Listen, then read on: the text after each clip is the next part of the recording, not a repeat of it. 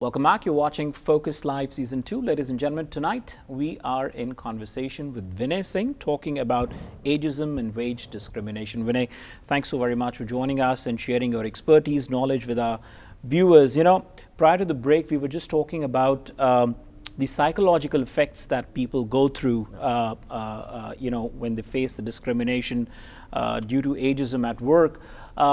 We have a video message from board-certified psychiatrist Dr. Bindu Khanna, and she gets a lot of these individuals who are going through a situation like this. I think in her expert advice, she talks about a little bit about the symptoms and how to cope up with that. Take a look at this audiovisual. So ageism, like all other forms of discrimination, also definitely exists, especially in the workplace. Unfortunately, women tend to be victims of ageism more than men, and obviously people above 45, 50 years of age more than young people. Young people experience ageism in the form of the presumption that they may be irresponsible or not conscientious. Old people experience ageism in the form of the presumption that they are set in their ways or they cannot learn new skills fast enough, or they are not interested in higher goals. It is important that we become aware of our own prejudices and biases when we are working with people. Diverse workplace in terms of different people of different ages adds to a richer work environment. If you are aware that if you believe you are experiencing ageism, it is important to speak up about it, and maybe initially in more subtle ways, letting your colleagues know, or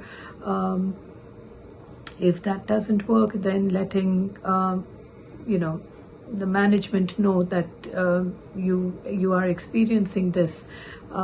However, part of that is also making sure that you are keeping up with your skill set. Just like you would not want to be discriminated against because of your age, you cannot use the age as an excuse to not maintain your work performance. And as long as you are able to do that, it is important you make people aware of ageism and address it. Understand your value and the worth that you are bringing to your workplace environment, and be able to speak up for yourself.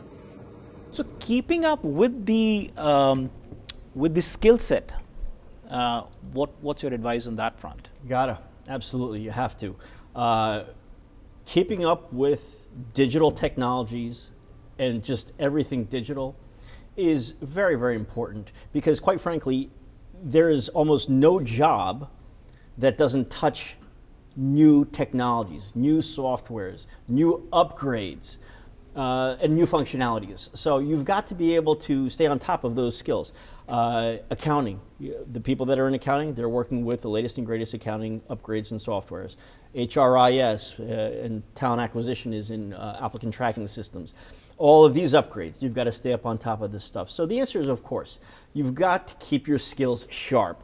I don't think that's a new thing, but it is. The one thing that is happening is it's in hyper mode. So you have to be active in staying on top of those things.